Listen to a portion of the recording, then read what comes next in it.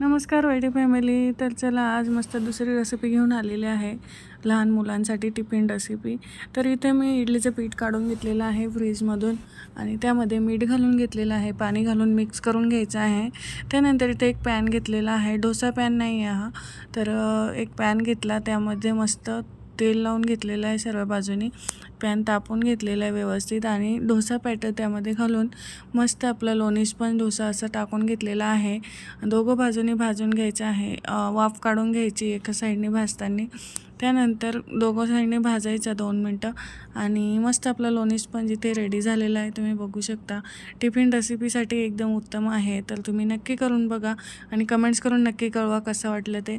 आणि तुमच्या पण मुलांना द्या, चीज वगैरे घालून थोडंसं त्यांना वेगळ्या पद्धतीने दिलं तर मुलं पण पटकन टिफिन फिनिश करतात आणि स्कूलमध्ये पण जास्त त्रास देत नाही. तर नक्की तुम्ही करून बघा आणि कमेंट्स